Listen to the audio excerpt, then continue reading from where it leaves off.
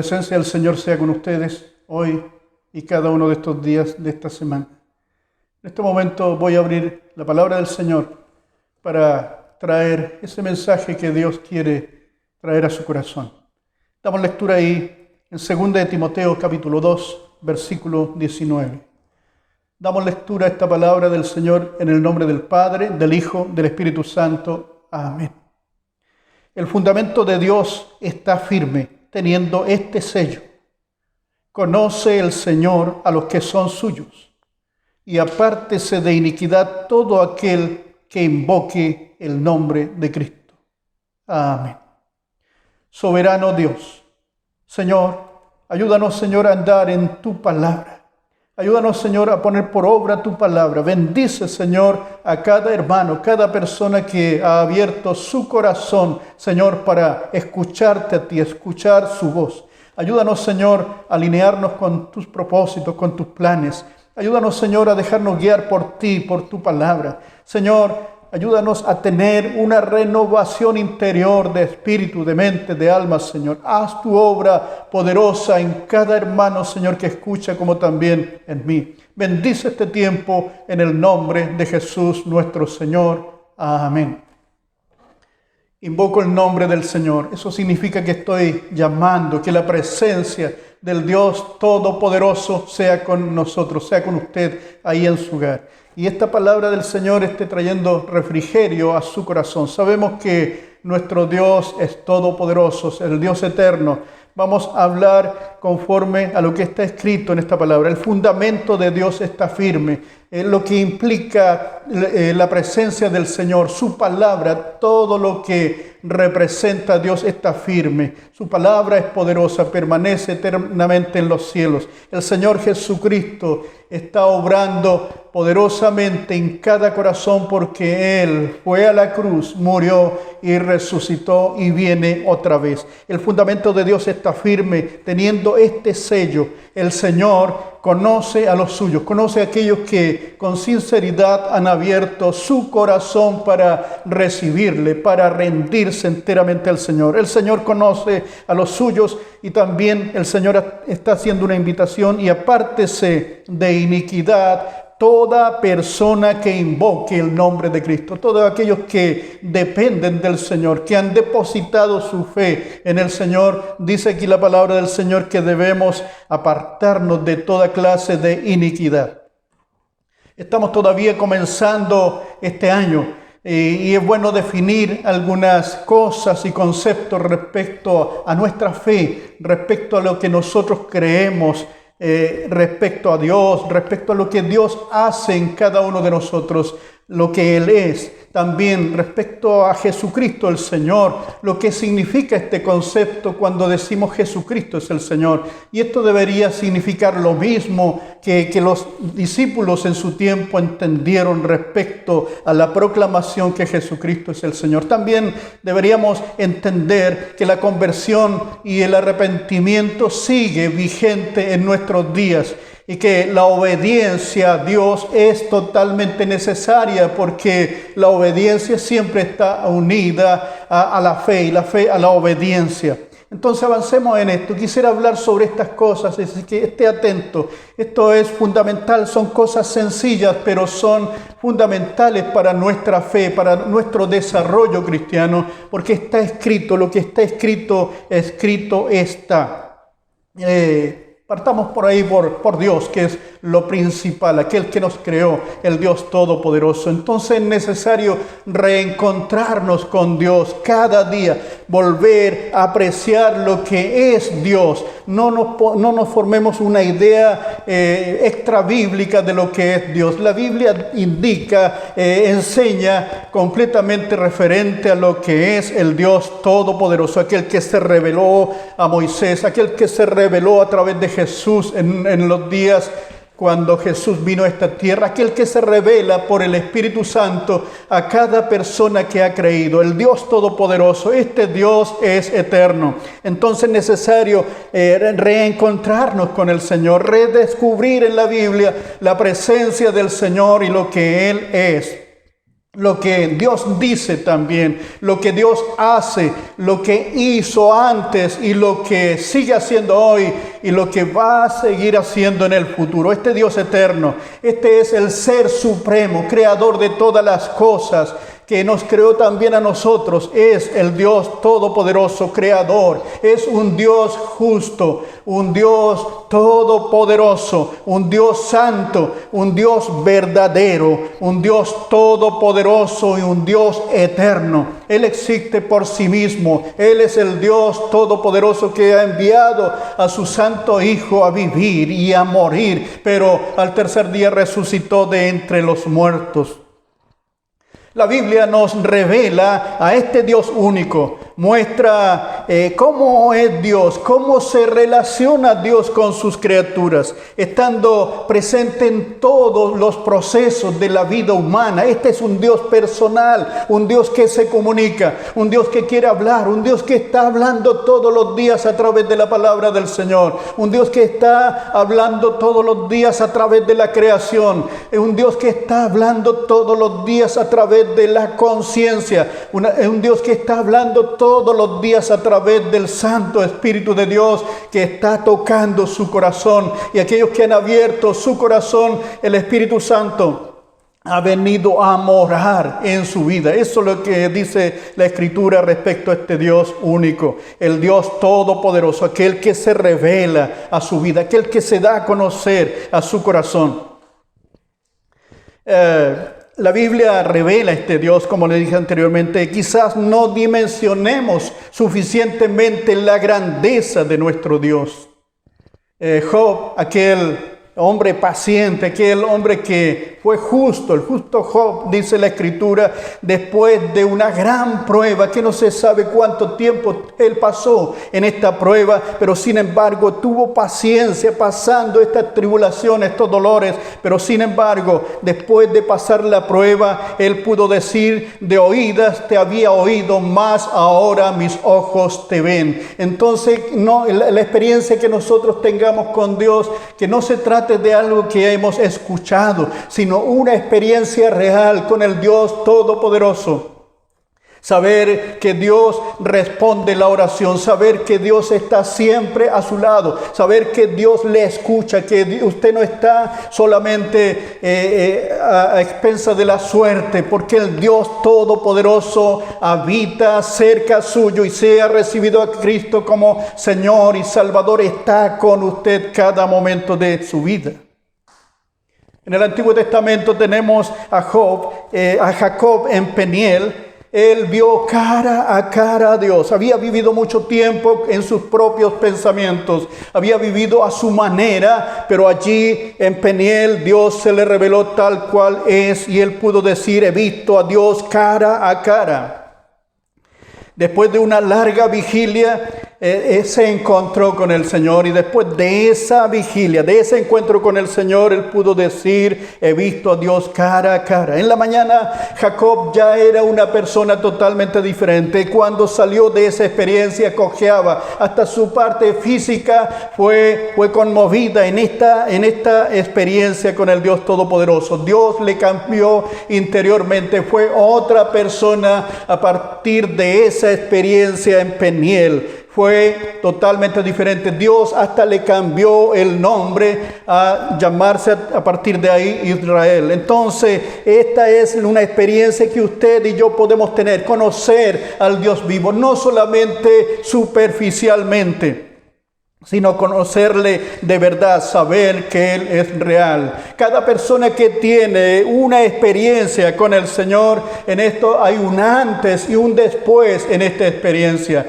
Jacob tuvo un antes y un después en la experiencia allí en Peniel, porque vio a Dios, lo entendió, lo pudo entender. Es necesario volcarnos hacia la Escritura, y ahí vamos a tener la convicción cómo es este Dios Todopoderoso. Fuera de la Escritura podemos tener cualquier otra idea de Dios, pero la Biblia nos muestra netamente cómo es este Dios Todopoderoso. Por otra parte, también a veces nos acostumbramos a la realidad de Dios. A veces tenemos una idea muy superficial de Dios y nos acostumbramos a esa superficialidad, pero es necesario conocer más íntimamente a Dios. A veces nos acostumbramos tanto a una idea superficial de Dios que perdemos incluso la reverencia. Es necesario saber que este Dios es poderoso, que este Dios es santo, que este Dios es soberano, y ante un rey, ante un soberano, hay que andar con reverencia, especialmente con este soberano que es creador de todas las cosas, que tiene todo el poder y que es santo y justo y todopoderoso. Entonces se le pierde el respeto a veces a Dios. No hay reverencia por lo santo. En alguna oportunidad también vemos ahí en el Antiguo Testamento cuando Dios se revela igual a Moisés allí en Madián. El Señor en algún momento le dice: detente, Moisés.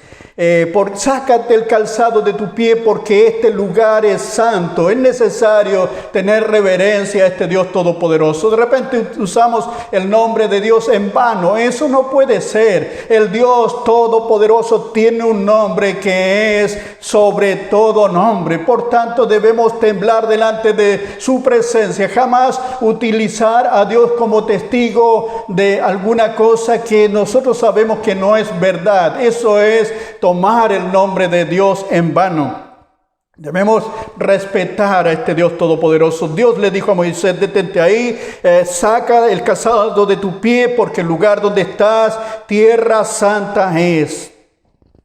Dios tiene que tratar con cada uno de nosotros para que no nos juguemos con su presencia, para que no nos juguemos con su gloria. Dios es todopoderoso. Dios es nuestro Dios, el único Dios verdadero. Isaías también, ahí estamos hablando todavía de personajes del Antiguo Testamento. Isaías también tuvo una experiencia con la presencia del Señor y con la santidad de Dios. Era abrumadora la presencia del Señor en ese instante. Un ambiente espiritual tremendo, cargado de la presencia del Señor, de la presencia manifiesta. Esa presencia que se siente, que se percibe, es la presencia manifiesta de Dios. Ahí estaba Isaías delante de la presencia del Señor, y era tan manifiesta, tan abrumadora la presencia del Señor, que él clamó y dijo: ay de mí, que soy muerto. Y un serafín, dice la Escritura, que tomó un carbón ardiente y purificó los labios del profeta. Aquellas personas que en el Antiguo Testamento tenían alguna experiencia con el Señor, sentían temor porque sabían que eran pecadores, y al estar expuestos a la santidad de Dios se podían morir, porque ya había ocurrido antes que personas que no estaban en condiciones delante de Dios y habían tenido una experiencia con Dios habían muerto. Por eso Isaías, consciente de esto, dice: cuando ve a Dios, cuando ve la presencia del Señor, cuando siente ángeles que proclaman la santidad de Dios, él dice: soy muerto. Por tanto, estaba muy temeroso, y dice que un serafín vino, sacó fuego del altar de Dios y purificó sus labios con un carbón ardiente. Es necesario que el Señor también purifique nuestros labios para hablar siempre verdad.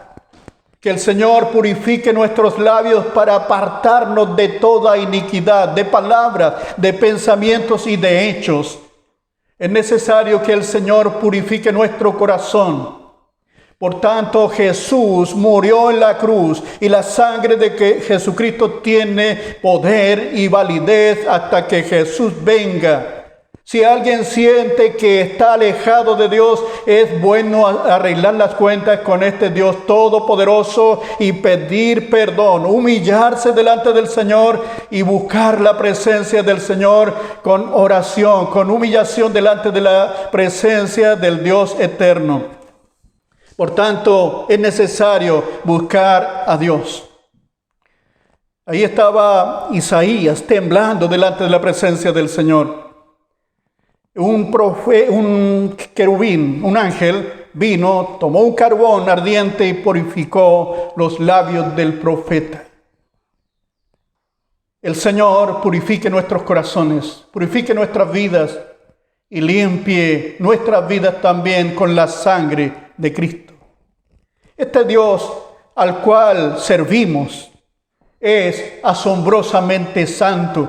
Es un Dios santo, un Dios justo, lleno de justicia. Ahora Dios se está revelando como nuestro Salvador, pero en algún tiempo se va a revelar como el juez sobre toda la tierra.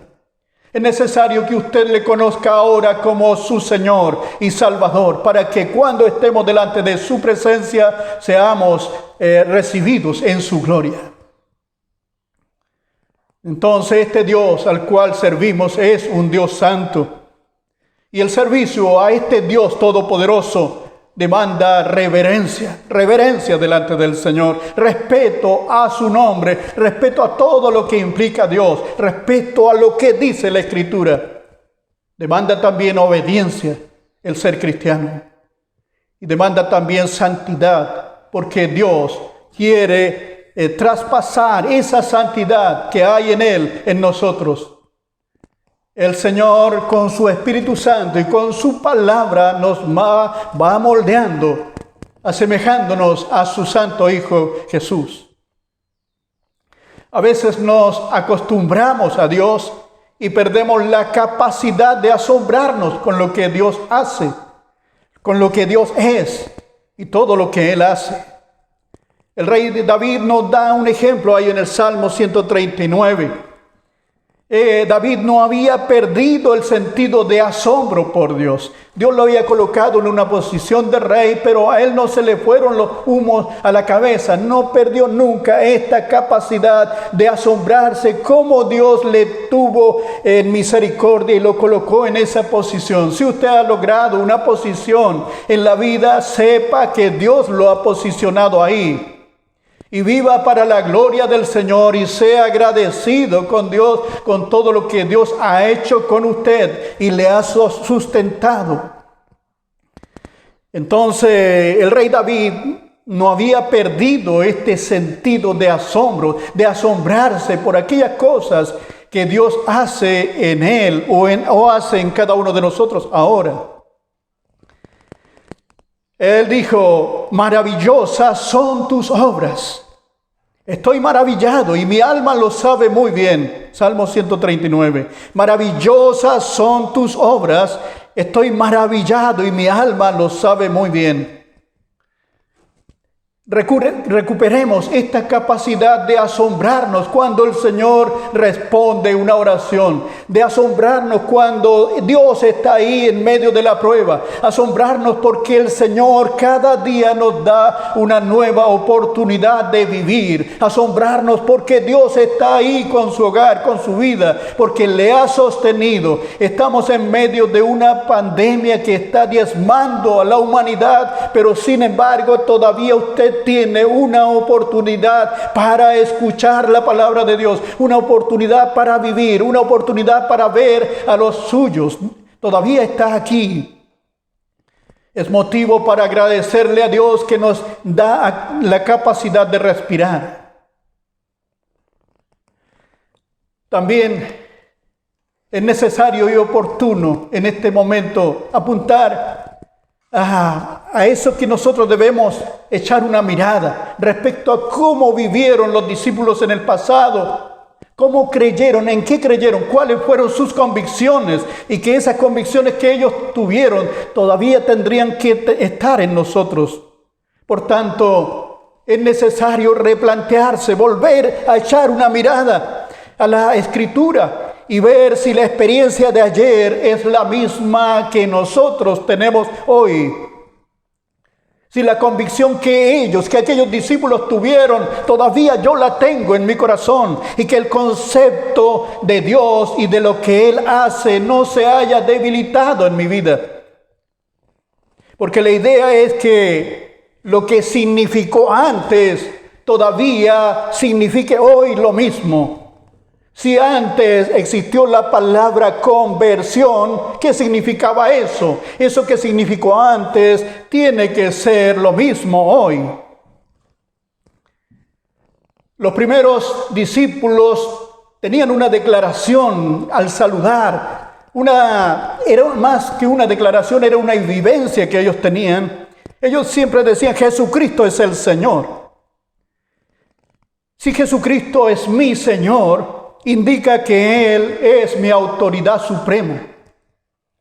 Cuando nosotros decimos Jesucristo es el Señor, que no sea solamente una declaración de fe, sino una experiencia diaria, una experiencia con el Dios vivo. Por tanto, los discípulos de aquel tiempo lo tenían absolutamente claro. No era solamente una declaración de fe, era una convicción del corazón. Ellos creían en esto y sabían lo que significaba declarar que Jesucristo es el Señor. Esto los ponía contra la sociedad, porque la sociedad había establecido que César, el rey, el gobernador de Roma, era el Señor. Los cristianos decían, no, Jesucristo es el Señor. Y ahí se armaba una confrontación de poderes, y los creyentes declaraban, no importa que fueran presos o que murieran, ellos declaraban que Jesucristo era el Señor. Pero no era solamente una declaración de fe, era una experiencia de vida. Veamos eso entonces. Los primeros de los discípulos decían, Jesucristo es el Señor. Sí, Jesucristo es mi Señor. Eso significa que Él es mi autoridad suprema. Y debo someterme a Él en obediencia en todo lo que Él diga en la Escritura. Él dijo que nosotros hiciéramos todas aquellas cosas que Él enseñó. Que vivamos conforme a la palabra que Él ha enseñado. Entonces, sí creo que Jesucristo es el Señor. Debo someterme en obediencia a lo que Él diga. Luego me rindo a su poder y majestad. Jesucristo es el Señor. Eso significa que Él es Rey, es soberano, es el Señor. Me postro a Él y reconozco como mi Señor y guía y mi Salvador.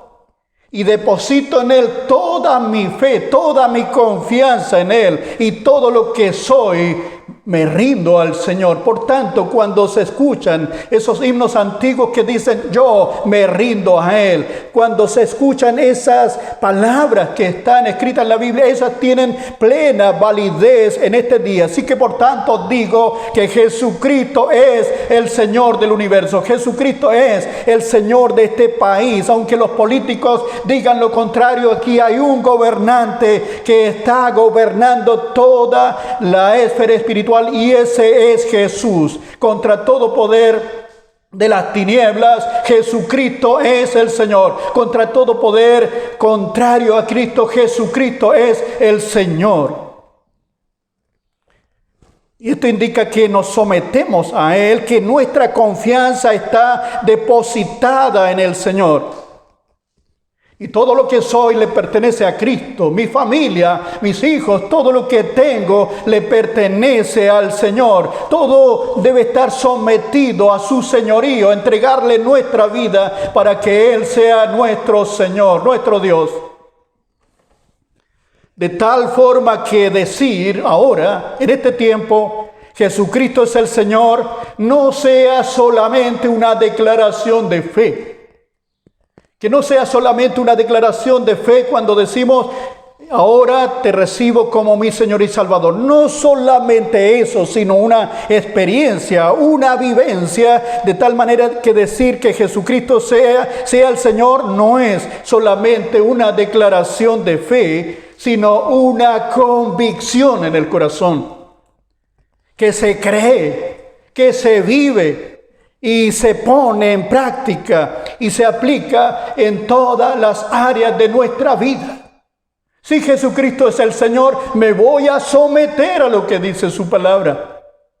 Si creo que Jesucristo es el Señor, voy a amar y respetar al prójimo. Si creo que Jesucristo es el Señor, voy a amar a la familia, porque Jesús está ahí en la familia. Y me voy a unir en torno a Jesús. Y me voy a unir en torno a lo que Él ha establecido. Entonces, Jesucristo es el Señor. Esto se aplica a todas las áreas de su vida. Luego debemos entender que la vida cristiana se vive a la manera de Dios. Estoy hablando de algunas cosas, voy a hablar de la conversión y de todas estas cosas que son muy sencillas dentro del Evangelio, mas son elementales, son importantísimas y son esenciales, que nosotros no podemos perder vitalidad en esto que es fundamental. Como ser Jesucristo es el Señor es algo fundamental en estos días, pero también esto de la conversión es algo fundamental. Debemos entender que la vida cristiana se vive de una sola manera y se vive a la manera de Dios, no a la manera nuestra. Quizás alguien dice yo soy cristiano, pero vive como él quiere vivir. La Biblia nos da el trazado cómo vivir una vida cristiana. La vida enfocada en Dios, la vida que cree en el Dios eterno, se vive en la fe del Hijo de Dios. Implica renuncia a todas aquellas cosas que nos apartaban de Dios. Implica rendición completa, totalmente rendido a este Dios que es Rey, que es el Señor. Y también implica empaparnos de la santidad de Dios, de la palabra del Señor que nos va perfeccionando, de la presencia del Espíritu Santo que va plasmando en nuestro corazón el carácter de Dios. Eso es la santidad, el carácter de Dios plasmado, no por nuestra fuerza, sino por el poder del Espíritu Santo. Cuando hablamos de la conversión, en la Biblia se ve que cuando alguien se convertía había un antes y un después en la vida de esa persona. Por tanto, ahora la conversión a Cristo marca un antes y un después en la vida de ese creyente. Tiene que ser una persona que ha sido totalmente transformado por el poder de Dios. Así que lo normal es que si alguien se ha convertido a Cristo, hay un antes y un después en la experiencia de vida de esa persona. La conversión marca un antes y un después en la vida cristiana. Y el arrepentimiento no es opcional. El arrepentimiento es un mandamiento de parte de Dios. El apóstol Pablo lo enfatizó allí en Hechos capítulo 17, cuando dijo: Dios ahora manda a todos los hombres que en todo lugar se arrepientan. Estos conceptos que son básicos, pero que son elementales, que son esenciales en la vida cristiana, como el creer que Jesucristo es el Señor, que la obediencia, la conversión, el arrepentimiento tiene que significar lo mismo que significó en el pasado. Entonces, por tanto, la conversión marca un antes y un después en la experiencia de un hombre o de una mujer. La conversión. Y el arrepentimiento no es opcional. Dios manda que todos se arrepientan para que crean en Jesucristo, su Santo Hijo. Luego dice la Biblia: arrepentíos y convertíos para que sean borrados vuestros pecados, para que vengan de la presencia del Señor tiempos de refrigerio. Así que si alguien viene a Cristo y viene con una terrible depresión, viene con problemas psicológicos y mentales, Dios le va a sanar, le va a restaurar. Porque va a haber refrigerio de parte de Dios. El saber que sus pecados han sido perdonados. Viene una paz que usted no la puede entender, porque el amor de Dios llena el corazón del ser humano. Luego, en cuanto a la salvación, Dios da una salvación a cada persona que ha creído en Jesús. La salvación eterna es un regalo de parte de Dios en Cristo Jesús, por la gracia y por medio de la fe. Viene de Dios, es un regalo para usted y para mí. Dios nos salva, Dios nos perdona solamente creyendo en Jesucristo el Señor. Pero a partir de ese instante que usted recibió la salvación después de haberse convertido a Cristo, este regalo de Dios usted tiene que cuidarlo. Cuando a usted le hacen un regalo valioso, no lo deja por ahí en cualquier parte. Lo cuida, lo valora. Respecto a la salvación, dice la Biblia que nosotros debemos cuidar esta salvación tan grande. Y lo voy a decir de esta manera: la salvación eterna es un regalo de Dios en Cristo y es por gracia y por medio de la fe. Pero implica también obediencia y temor a Dios. Es necesario de nuestra parte cuidar esta salvación tan grande, no sea que nos deslicemos, dice la Escritura.